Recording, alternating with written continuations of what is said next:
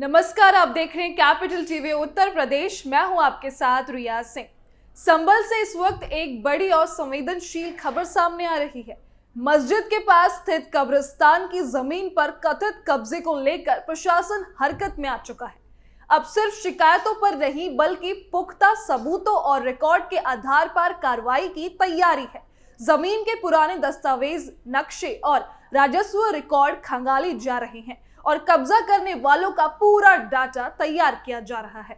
ये संकेत साफ है कि आने वाले दिनों में संभल में बड़ा प्रशासनिक एक्शन देखने को मिल सकता है।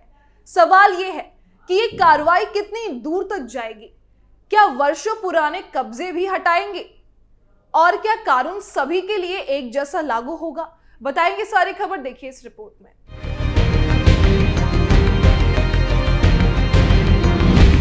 संभल में शाही जामा मस्जिद से सटे कब्रिस्तान की 4780 वर्ग मीटर भूमि पर पैमाइश के बाद बड़े एक्शन की तैयारी हो रही है। अवैध कब्जे के मामले में प्रशासन ने अगला कदम बढ़ा दिया है। सीमांकन के बाद चिन्हित किए गए 22 अवैध कब्जा धारकों का पूरा डाटा तैयार किया जा रहा है। प्रशासन 1-2 दिन के भीतर सभी को नोटिस जारी करेगा और इसके बाद अभिलेख प्रस्तुत करने और जवाब देने के लिए समय दिया जाएगा। संभल को लेकर अब सियासी और प्रशासनिक इलाकों में भी हलचल तेज हो गई है। साफ संकेत मिल रहे हैं कि मुख्यमंत्री योगी आदित्यनाथ ने संभल के मामले में 2 टूक चेतावनी दे दी है। खासकर मस्जिद के पास कब्रिस्तान की जमीन पर कथित कब्जे को लेकर सरकार किसी भी तरह की नरमी के मूड में नहीं है। वर्षों से चले आ रहे विवाद, शिकायतें और आरोप अब सिर्फ फाइलों तक सीमित नहीं रहेंगे। प्रशासन ने जमीन से जुड़े पुराने रिकॉर्ड, राजस्व दस्तावेज और सीमांकन की प्रक्रिया को तेज कर दिया है ताकि ये साफ हो सके कि जमीन किसकी है और इस पर कब्जा किसने किया। उप जिलाधिकारी सदर रामा अनुज सिंह ने बताया कि मंगलवार को भारी सुरक्षा व्यवस्था के बीच कब्रिस्तान की नॉन ZA श्रेणी की भूमि की पैमाइश कराई गई थी। राजस्व अभिलेखों से मिलान के बाद ये स्पष्ट हुआ कि 22 लोगों ने कब्रिस्तान की भूमि पर अवैध रूप से मकान और दुकानें बना रखी हैं। इनमें कुछ निर्माण हाल के वर्षों के हैं, जबकि कुछ कब्जे काफी पुराने बताए जा रहे हैं। SDM ने कहा कि प्रशासन किसी भी प्रकार की जल्दबाजी नहीं करेगा और सभी पक्षों को अपने पक्ष रखने का पूरा अवसर दिया जाएगा। नोटिस जारी होने के बाद संबंधित लोगों को ये बताना होगा कि उनके पास भूमि से संबंधित कौन कौन से वैध दस्तावेज हैं। यदि कोई व्यक्ति अपने दावे के समर्थन में अभिलेख प्रस्तुत करता है तो उनकी विधिवत जांच की जाएगी।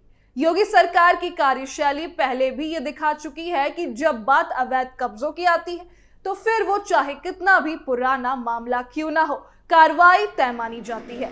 संभल में भी ये संदेश दिया गया है कि धर्म, पहचान या प्रभाव के नाम पर कानून से ऊपर कोई नहीं होगा। कब्रिस्तान की जमीन पर कब्जा के आरोप सिर्फ स्थानीय विवाद नहीं माने जा रहे, बल्कि इसे कानून व्यवस्था और सरकारी जमीन की सुरक्षा से जोड़कर देखा भी जा रहा है। यही वजह है कि प्रशासनिक स्तर पर अब सिर्फ नोटिस नहीं बल्कि ठोस एक्शन की तैयारी हो रही है। उन्होंने ये भी स्पष्ट किया कि जिन कब्जा धारकों के पास वैध दस्तावेज नहीं पाए जाएंगे उनके विरुद्ध उत्तर प्रदेश राजस्व संहिता की धारा 67 के तहत मुकदमा दर्ज कराते हुए कब्जा हटाने की कार्रवाई की जाएगी। ये पूरी प्रक्रिया कानून के दायरे में रहकर और पारदर्शिता के साथ की जाएगी।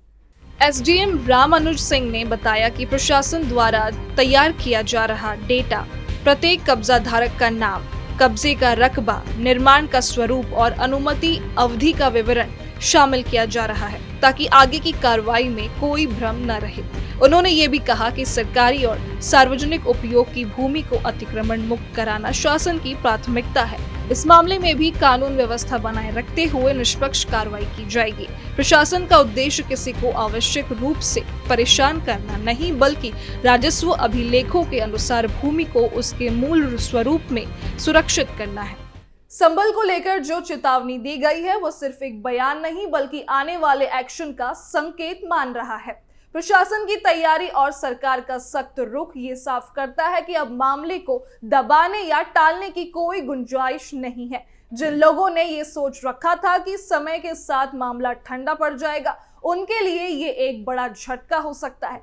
योगी सरकार का संदेश बिल्कुल साफ और सटीक है कि कानून सबके लिए बराबर है और संभल में भी वही होगा जो नियम और कानून कहेगा। फिलहाल के इस खबर में बस इतना ही। देखते रहिए कैपिटल टीवी उत्तर प्रदेश।